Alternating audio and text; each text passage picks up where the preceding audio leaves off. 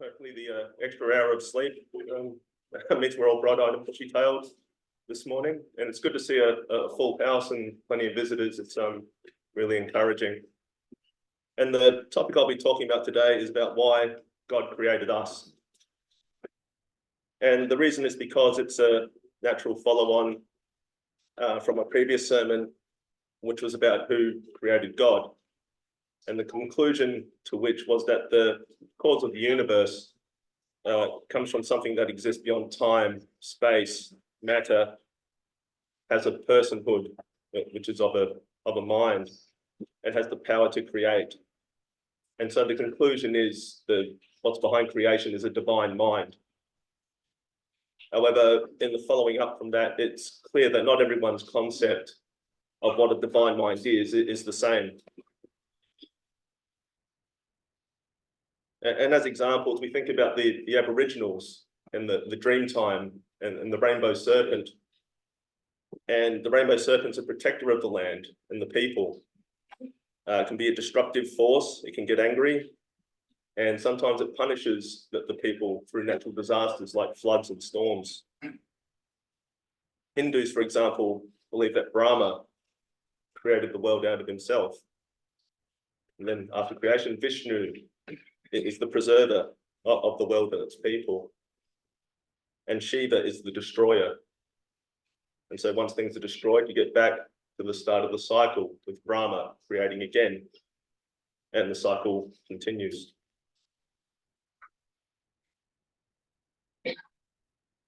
If we think about pantheism, which is the belief that the universe is itself divine, that the universe is God, or that God can be found in the universe itself. When we think about Islam, which believes that all living things came from water, and Adam is said to have been made from clay. And when Adam was created, that the angels themselves bowed down to Adam in reverence. And they believe that the devil was cursed by Allah by not bowing down to Adam. When we think of deism, deism is the belief that a God may be powerful enough to create the world, but that same God doesn't interact or involve himself with his creation, which comes to the conclusion that there's an indifferent or perhaps an uncaring God. When we think of the now Hollywood pagan gods of Rome, Greece, and the Norse gods, and when you think about those gods, they all have their own flaws, their own troubles, their own problems. And when you watch those movies or read some of the texts, you know that sometimes they conspire against humanity just for their own entertainment, like the Trials of Hercules.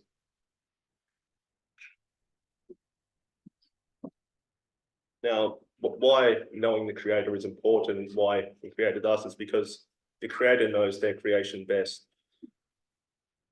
And the personality of the Creator will be reflected in their relationship with the creation. So if you believe in an indifferent God, a malevolent God, a mischievous God, or a God of punishment, that will reflect in what their relationship is with the creation, or us, mankind, humankind. And as I mentioned, the pagan gods toyed with mere mortals for entertainment. The deist God doesn't care about creation. The malevolent God would want creation to flourish, but to suffer. And so it's important to know the nature of God that we worship, believe in, and the God that created us. Now, to illustrate the point that the Creator knows their creation best, I just ask you to look at those three pictures and tell me what that is.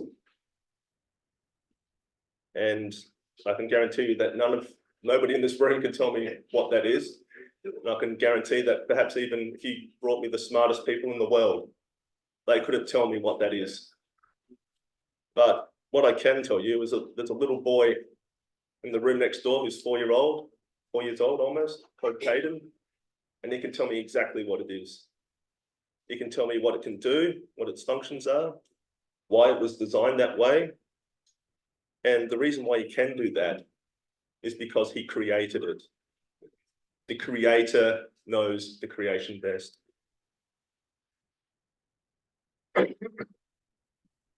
So before we get into why God created us, I think it's important to address a common misconception.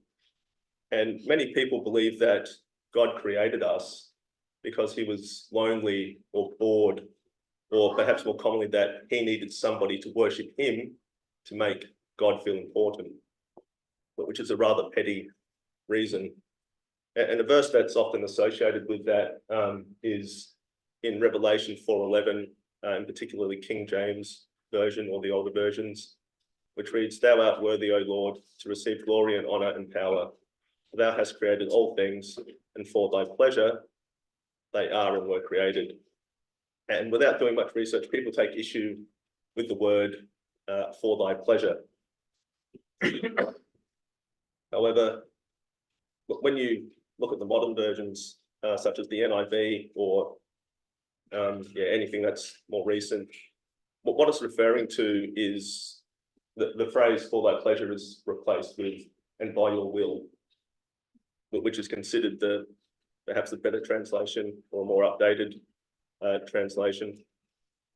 And what's important to note there is that God takes pleasure in seeing his creation flourish, in growing to become more like him, which is why we read in Philippians 2:13, "For it is God who is at work in you, both to will and to work for his good pleasure." So when we come back to that misconception that God created us for some petty reason, like his loneliness, boredom, or entertainment, did God create us out of selfish, vain, or petty reasons? And the answer to that is obviously not, which is we'll go through in a minute. And what it comes back to is knowing the nature of the creator. God did not create us for any of those petty reasons. And that is what distinguishes God from all the other creators that we've just introduced earlier today, from the pagan gods, from other belief systems, from deism, from pantheism, all these other systems of belief. Because God doesn't create out of any sense of need or want. So God is eternal, perfect, and lacking in nothing. So when we speak of the nature of God, what are we talking about? And the main thing I'll introduce here quickly, and it's a very deep topic in itself, is the Trinity. But we speak of three persons consisting of God the Father, Jesus the Son, and the Holy Spirit. And the key point to note here is that the Trinity was in existence before creation. The Trinity itself, the three persons of the Trinity, is eternal. And we know things like in Genesis 1, the term Elohim is used, and that's a plural word. So in other words, not one person or one thing, but multiple persons or things. And verse 2 refers to God's Spirit being over the waters. And we also know that God speaks many things into existence through his word, which was later to become flesh, which is a reference to Jesus. So in speaking things into existence through words, we know that the word was God and was present at the beginning of creation. And if you just look at the first dot point there from John chapter 1, verses 1 to 3, and I'll just, if you replace the word, if you place the word with Jesus, you'll see how it reads. In the beginning was the Word, Jesus, and the Word was with God, and the Word, Jesus, was God. He was with God in the beginning. Through him all things were made. Without him nothing was made that has been made. And again in John 1:14, the Word, Jesus, became flesh and made his dwelling among us. We have seen his glory, the glory of the one and only Son, who came from the Father, full of grace and truth. So, and again in Genesis 1:26, it refers to making mankind in our image and our likeness. So this attests that the three persons in the Trinity were in existence before the creation event itself. So the Trinity exists in a sense of infinite contentment, or self-contentment rather, and self-sufficiency. It's lacking in nothing. And in fact, when we think of the Trinity, it's the outpouring of love between God the Father and Jesus the Son, and how that manifests in the Holy Spirit. And what that shows is that there's an eternal and perfect love. And as we read the graphic on the right, it summarizes it quite well. Before time, God dwelt joyfully among yet together in the Trinity. Before time, God dwelt joyfully alone, yet together in the Trinity. These three were in fellowship with one another from all eternity. So not only is there fellowship, but there's a great love which bonds them together. And that's why we know that when we think of the nature of God, he's not creating because he's alone, he's triune, that there's three elements to the Trinity. We know it's not for petty reasons, because there's a great love in that Trinity. We know that God is self-sufficient. He doesn't need anything, he's lacking in nothing, and so on and so forth. But all that to say, the common misconception that God created out of a need for something that he needs is completely false. And that obviously begs another question. So if God doesn't create from any sense of need or want, why did God create anything at all? Why isn't it just the Trinity just sitting there if he doesn't need us or the universe or anything else? And the first point I'd like to make here is that a creator wants to create. In John 5:26 and John 1:4, we read, "For as the Father has life in himself, so he has granted the Son also to have life in himself." And John 1:4, "In him, Jesus, was life, and that life was the light of all mankind." So that they proclaim that life itself is in God the Father and the Son.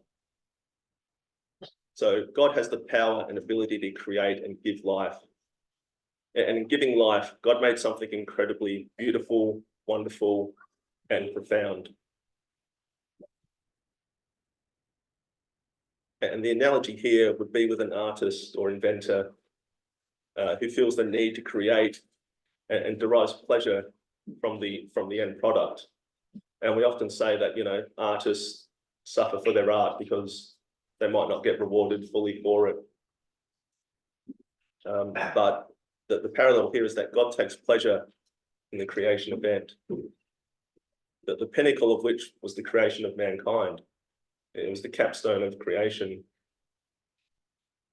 And it's only mankind that is blessed in Genesis verse 1:28, out of all the creation. And after which God proclaims things to not only be good, but very good in Genesis 1:31. Now, the second point is that God creates us to be like him. So when you create something in your own image, you hope and expect that the resulting end product is going to be good. So if I said to you, lend your name and your likeness to a product, you'd want to be very careful about what you put your face and your name on in terms of a product. Because what if that product injures people? What if that product is a lousy product? You don't want to be known as the Joe Smith of, the biggest failures of all time. You want to put your name and likeness to a product that is going to succeed and change lives in a positive way. So when we're made in God's image, God made us different from all the other creatures. And that is why all human life is sacred, because we're made in God's image. And we've been created with our own intellect, conscience, and free will, amongst many other things. And the reason why we have these abilities It is so we can experience God's love for us, so we can be in a relationship with God. We're the only creatures that can be in relationship with God. And we have those abilities so that we can fulfill God's role for us here on earth.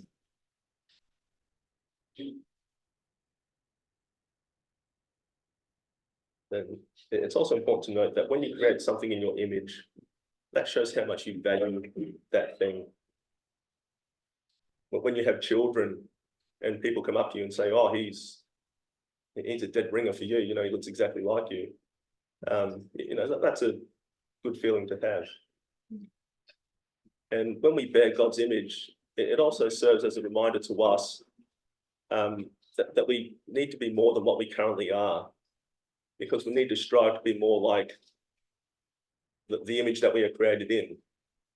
But we are but a distorted, you know, version of what God intended us to be. So we're constantly striving to be more like God himself. And that's reflected in the greatest commandment in Matthew 22, 36 to 40, which I won't read, but it's all about loving God with all your heart, mind, and soul. And the second command being to love your neighbor as yourself.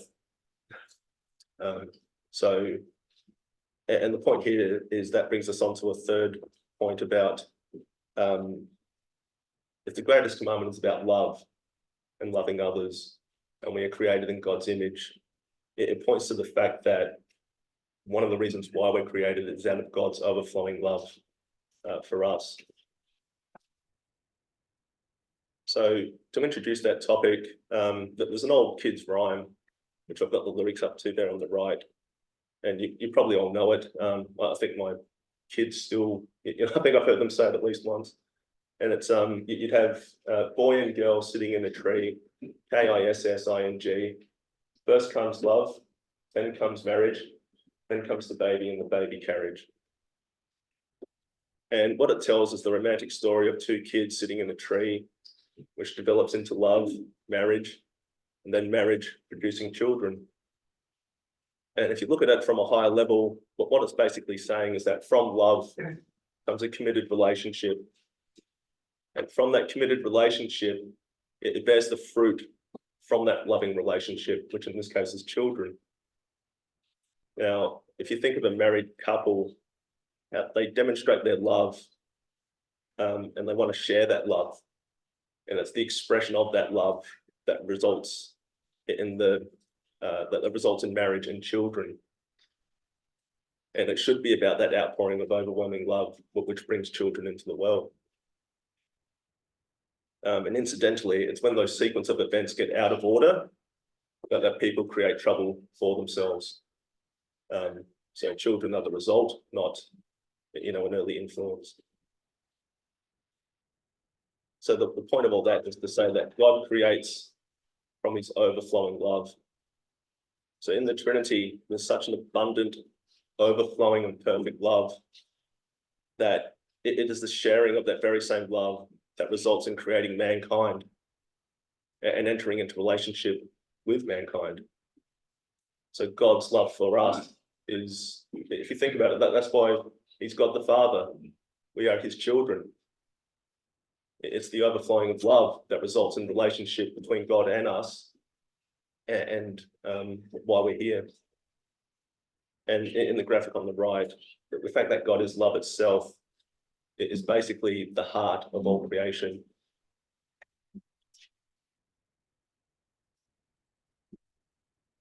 And when we think of God, it's not just that there's an abundance of love, but rather that God is love itself. Which is why I requested that song this morning, God is love. So in 1 John 4:8, we read, he who does not love does not know God, for God is love. And in 1 John 4:16, the middle graphic, God is love. Whoever lives in love lives in God, and God in him. And the third graphic, 1 John 4:19, we love because he first loved us. And what that reflects is that it's from God's love that we're created. And being made in God's image It is why we strive to be more like him in loving others, in our relationship with God, and loving him with all our heart, mind, and soul.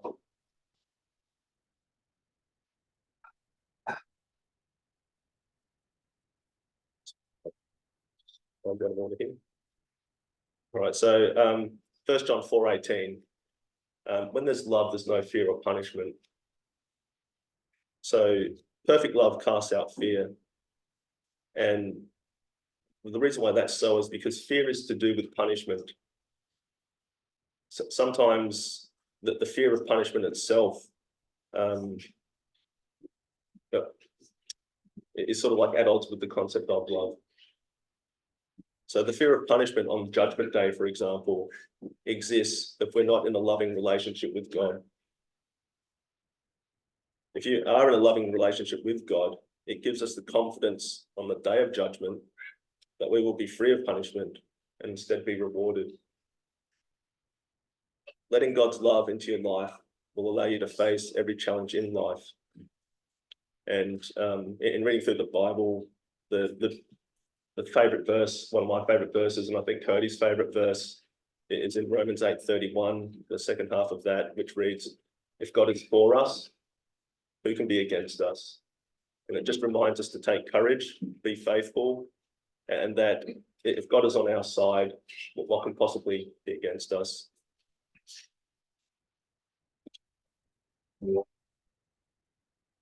And another point is to think that even though we exist in a temporal sense, we can't imagine existing beyond time.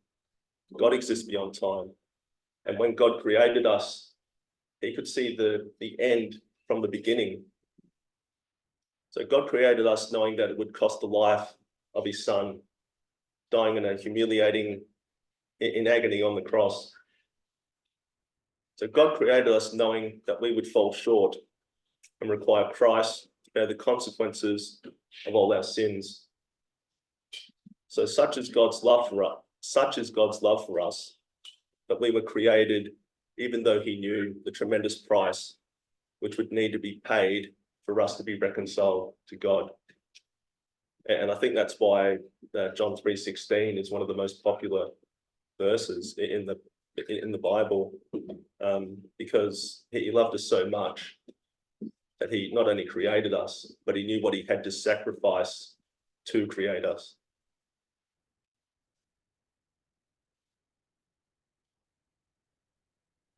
Okay, so some common misconceptions again. And one of the things people think is, well, why am I here? What can I possibly do for God? God needs nothing. He is perfect. He's lacking in nothing. What can I possibly do? And it is true that God lacks nothing because he's a perfect and necessary being. He's omnipotent, which is all powerful. And that means that God is in total control of himself and creation. And God is omniscient, which is all knowing. And that means that God is the ultimate measure of truth, because his ideas and concepts are always true. It's impossible for God to lie or be dishonest. And God is also omnipresent. So he's ever present at all times and places, which means that God's power and knowledge extend to all parts of his creation, because he is present everywhere and at all times. And again, it gets back to knowing who God is as the creator, so that we know who we are in relation to that.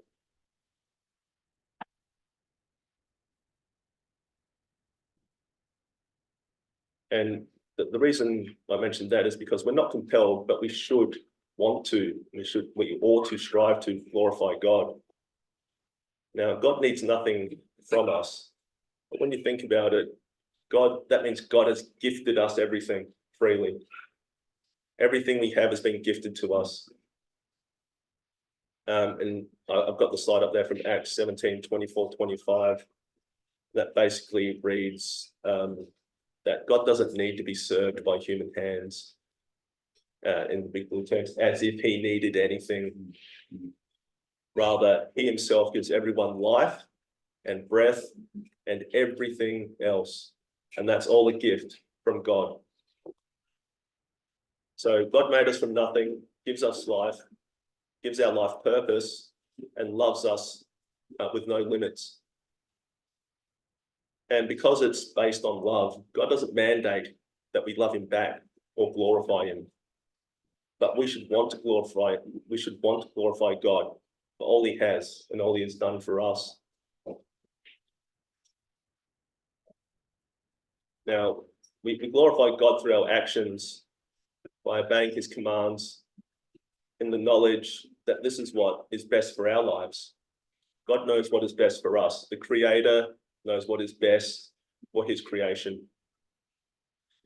And we need God in our lives because without him, we're nothing. We can do nothing of significance. And it was coming this morning that as I was driving into church, someone was going through the book of Ecclesiastes on the radio, which of course is Solomon talking about partly why everything we pursue on earth here is basically meaningless other than our relationship with God. And when we give God the glory, it acknowledges what we've been talking about to be true. And a couple of slides there. 1 Corinthians 10:31 in the middle. Whatever you do, do it all for the glory of God. And in Psalms 115:1, not to us, O Lord, not to us, but to your name give glory for the sake of your steadfast love and your faithfulness. And I think to sum it up, just in the top graphic there, God doesn't need our worship, we need him.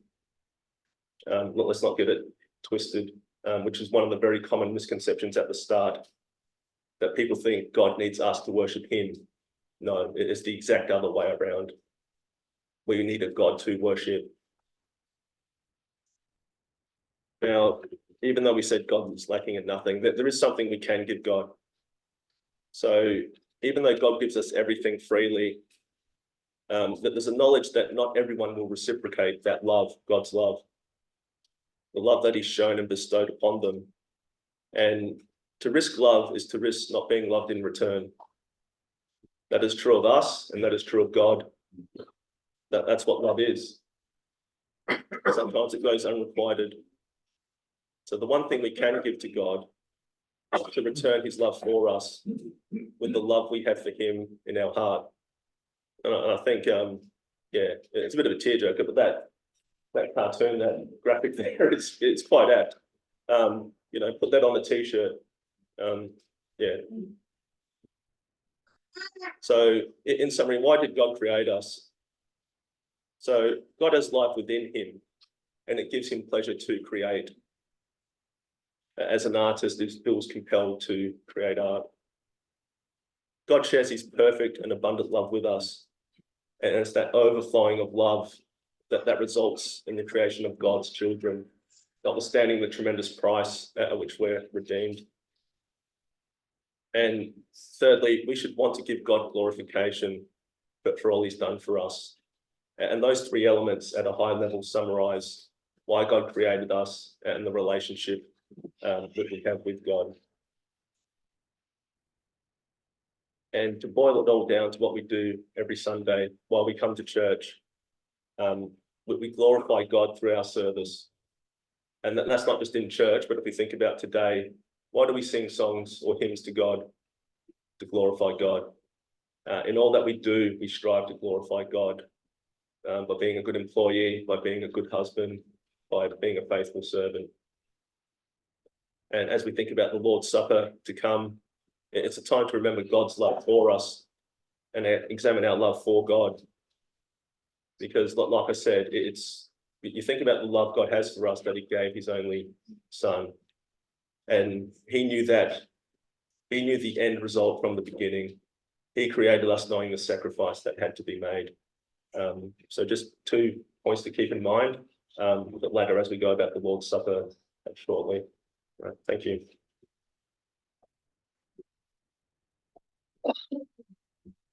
Yeah.